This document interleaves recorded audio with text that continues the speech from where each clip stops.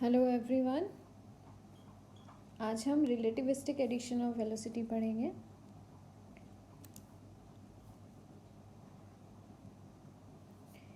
Previous class में आप लोगों ने देखा था length contraction and time dilation के बारे में मैंने बताया था। इस लेक्चर के बाद मैं आपको दो न्यूमेरिकल्स दूंगी, एक लॉरेंस ट्रांसफॉर्मेशन इक्वेशन पे और दूसरा आपका लेंथ कॉन्ट्रैक्शन पे। तो आप कोशिश करना उसको करने की ना। रिलेटिविस्टिक एडिशन ऑफ वेलोसिटी में बेसिकली हम ये देखेंगे कि जब कोई भी पार्टिकल स्पीड ऑफ लाइट के रिलेटिव में मोशन कर रहा हो, बहुत ही ज़्यादा हाई वेलोसिटी हो, तो उस टाइम पे जो हमारा जैसे क्लासिकल न्यूटोनियन थ्योरी के अकॉर्डिंग हम बस दोनों को या तो ऐड कर देते थे या फिर सब्सट्रैक्ट कर देते थे, पर वो कंडीशन क्लासिकल मैकेनिक्स के लिए था, बट रिलेटिविस्टिक के लिए वो सही नहीं है। उसके लिए हम अलग फॉर्मूला यूज़ करते हैं और उसको डिराइव करने के लिए हम लॉरेंस ट्रांसफॉर्मेशन इक्वेशन को यूज़ करते हैं। ठीक है। At very high velocity can not be added directly as in the classical mechanics. बहुत ही जो है हमारा हाई वेलोसिटी जो है वो हम लोग डायरेक्टली क्लासिकल मैकेनिक्स के जैसे ही नहीं ऐड कर सकते हैं। उसके लिए हमें क्योंकि ये क्या करेगा, ये वायलेट कर देगा पोस्टुलेट्स ऑफ रिलेटिविटी। जो हमारा सेकेंड पोस्टुलेट्स था, velocity of light, speed of light हमेशा ही कांस्टेंट रहेगा और सेम रहेगा in any inertial frame of reference. तो अगर मैंने u प्लस वी अगर डायरेक्ट किया, c प्लस वी कर दिया, या फिर तो ये जो है अगर एक इस डायरेक्शन, एक फोटोन इस डायरेक्शन में चल रहा है और इस डायरेक्शन से कोई एक पार्टिकल आ रहा है, तो उस पार्टिकल के लिए c प्लस वी हो जाएगा, जो वेलोसिटी होगी relative velocity, which is wrong. ये नहीं हो सकता है। तो बेसिकली इसीलिए हमें एडिशन ऑफ वेलोसिटी की ज़रूरत पड़ी, ताकि हमारा जो पोस्टुलेट्स ऑफ रिलेटिविटी है, जो सेकेंड पोस्टुलेट ऑफ रिलेटिविटी है, वो वायलेट ना हो। As this led to violation of postulates of relativity must be added in a manner consistent with the Lorentz transformation equation. तो हम यहाँ पे लॉरेंस ट्रांसफॉर्मेशन इक्वेशन यूज़ करेंगे। सेम मैंने यहाँ इस बार इस डायग्राम में जेड एक्सिस नहीं लिया है, क्योंकि जेड एक्सिस की ज़रूरत नहीं है हमें। Same diagram, S frame, S dash frame v velocity से मूव कर रही है, और जो हमारा पॉइंट पी है वो मूव कर रहा है एस फ्रेम में, ये एस फ्रेम में यू से, और एस डैश फ्रेम में यू डैश हमने ये कंसीडर किया है। ठीक है। ये आपका जो लीनियर मोशन है वो एक्स डायरेक्शन में हो रहा है, और वाई जो है वो कांस्टेंट है, उसमें कोई भी मोशन नहीं हो रहा है। आपका सिर्फ लीनियर मोशन हो रहा है with speed with velocity v। तो फिर अब अगर हम एस ऑब्जर्वर की बात करें, जो ऑब्जर्वर एस पे बैठा है, उसके लिए वेलोसिटी क्या हो जाएगा, u हो जाएगा आपका dx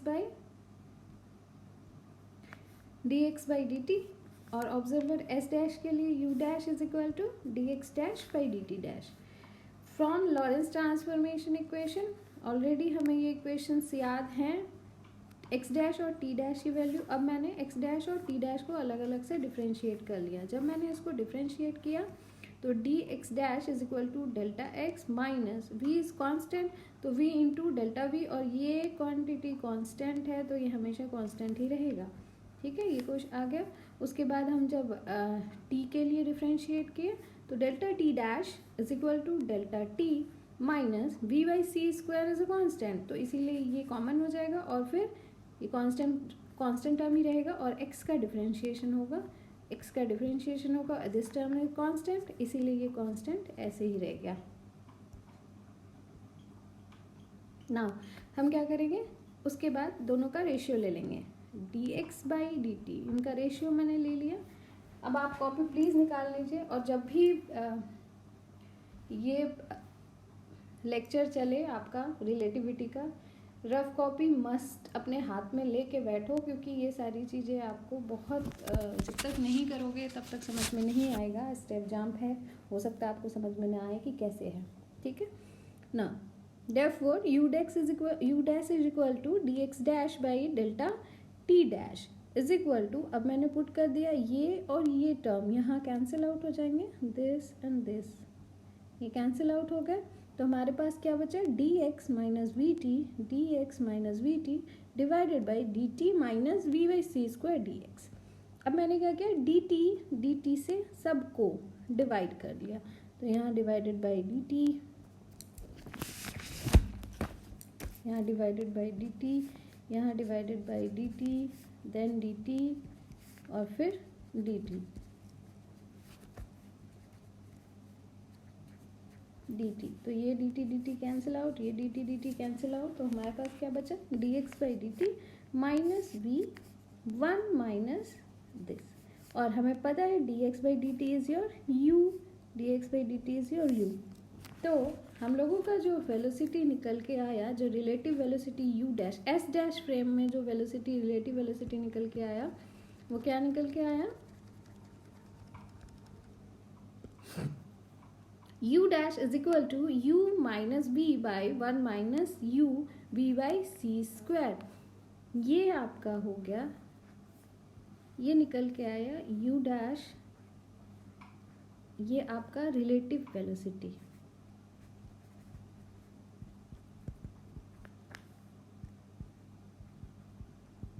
ये आपका रिलेटिव वेलोसिटी हो गया, ठीक है।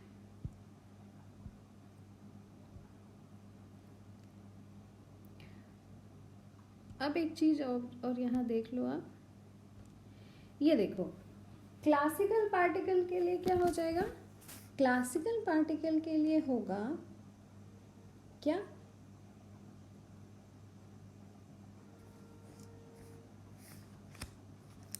क्लासिकल पार्टिकल के लिए हो जाएगा u is very less u is very less u and v both are u and v are very less than c, तो यहाँ पे क्या हो जाएगा, दिस टर्म बिकम ज़ीरो, ये टर्म स्टैंड्स टू ज़ीरो हो जाएगा, तो क्लासिकल हमें क्या मिल जाएगा, u dash is equal to u minus b, which is a classical report. यही आपको नेक्स्ट पेज में है, for classical particle u dash is equal to u minus v। अब इन सेम वे, अब वहाँ मैंने u डैश के लिए निकाला था, अब मैं अगर चाहूँ कि s डैश फ्रेम के लिए वेलोसिटी निकल आए, तो हमें क्या करना होगा, हमें सिर्फ क्या करना होगा, v के जगह माइनस b पुट कर देना है। हर बार हम यही करते हैं, v के जगह माइनस पुट कर दिया, तो माइनस माइनस प्लस, यहाँ भी प्लस हो गया,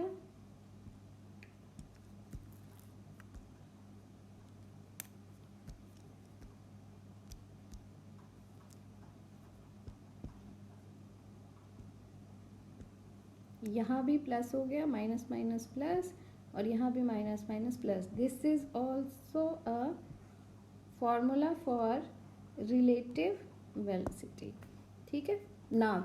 if u dash is equal to c, मेन तो यही था कि हमारा पोस्टुलेट्स वायलेट नहीं हो, कि c जो है हमेशा कांस्टेंट रहेगा। तो अगर मैंने ये सोचा जो हमारा पार्टिकल है वो s डैश फ्रेम में c वेलोसिटी से मूव कर रहा है, तो अब हम ऊपर वाले फॉर्मूला में अगर हम उसको पुट करें, u is equal to C अगर पुट करें, तो u dash is equal to C अगर पुट करें, तो हमारे पास क्या आएगा, हमारे पास आ जाएगा u is equal to c plus v, u is equal to c plus we divided by 1 plus c into v by c square. C square में से एक c कैंसिल आउट हो गया, और c अगर मैं यहाँ पे कॉमन लेके, यहाँ पे मैंने ये c को सॉल्व किया, तो ये वाला जो c है दिखा देती हूँ मैं आपको, यहाँ पे मैं सॉल्व करती हूँ, u इज इक्वल टू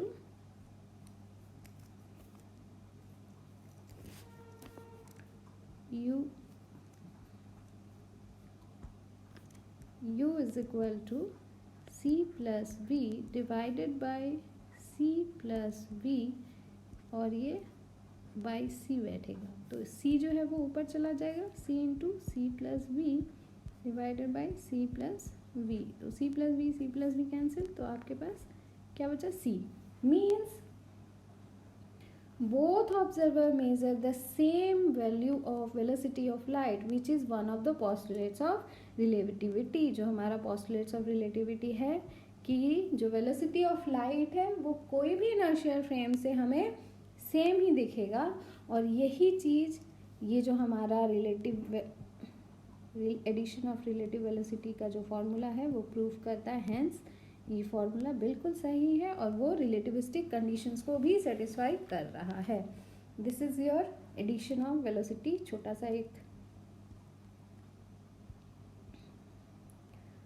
सा आपका एक टॉपिक है। This is your addition of velocity. Hope आपको समझ में आ गया होगा। अब क्वेश्चंस, ये 2 क्वेश्चंस मैंने आपके लिए रखा है। पहला क्वेश्चन है prove that x square plus y square plus z square is, बहुत ही फेमस इक्वेशन है, ये बहुत ही फेमस इक्वेशन है। हायर स्टडीज़ में आप MSc जाओगे, इवन आप पार्ट 3 में भी ये इक्वेशन पढ़ोगे। Is invariant under Lawrence transformation equation. आपको मैंने इनवेरिएंस का एग्जाम्पल दिया है गैलीलियन ट्रांसफॉर्मेशन इक्वेशन का। आपको कुछ नहीं करना है, आपको सेम लॉरेंस ट्रांसफॉर्मेशन इक्वेशन के लिए करना है, जहां आपको ये प्रूफ करना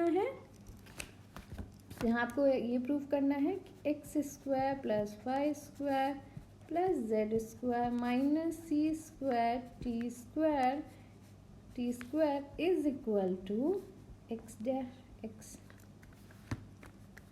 dash square plus y dash square plus z dash square minus c square t dash square। अगर आप ये प्रूफ कर लेते हो, it means this equation is invariant under Lawrence transformation equation. आपको ये प्रूफ करना है और ये आपका होमवर्क है।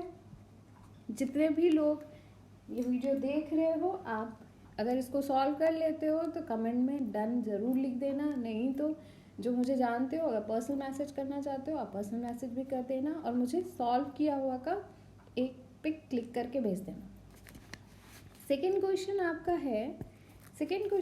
है a rocket is 100 metre long on ground. किसी भी रॉकेट का जब लेंथ मेजर किया गया तो वो ग्राउंड पे स्टेशनरी पोजीशन में 100 मीटर था। When it is flight, its length is 99 metre. पर जब ये उड़ने लग गया तो जब लेंथ मेज़र किया तो इसका जो लेंथ आया वो 99 मीटर आया।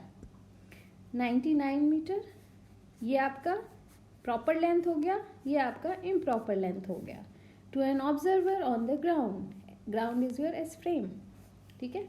वॉट इज इट्स स्पीड, आपको इसकी स्पीड फाइंड आउट करना है, आपको पता करना है what is the value of v। आपके पास फॉर्मूला है, आप डायरेक्ट लेंथ कॉन्ट्रैक्शन में इसको पुट करिए और आपको c की वैल्यू ऑलरेडी गिवन है 3 × 10⁸ मीटर पर सेकेंड। आप direct L0 is equal to whatever is the formula, आप उसमें पुट करो वैल्यू और उसके बाद आपको v की वैल्यू निकल जाएगी। मैं चाहूँगी कि दोनों के लिए, फर्स्ट के लिए आप डन लिखो कि प्रूफ हो चुका है, डन, और सेकेंड के लिए आप आंसर लिखो कि v की वैल्यू क्या निकल के आई, और ये क्वेश्चन ज़रूर सॉल्व करें।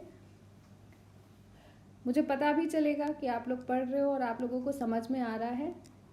फीडबैक मिलना ज़रूरी हो जाता है, तो अगर आप इसको सॉल्व करते हो और अच्छे से मुझे बता देते हो कि आंसर क्या है, तो मुझे पता चलेगा कि आप लोग भी पढ़ रहे हो और मुझे क्या इम्प्रूव करना है, अपने टीचिंग स्ट्रैटेजीज़ को कैसे चेंज करना है या कुछ चेंज करना है कि नहीं, वो भी पता चलते रहेगा।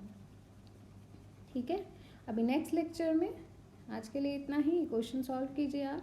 अभी नेक्स्ट लेक्चर में हम पढ़ेंगे variation of mass with velocity.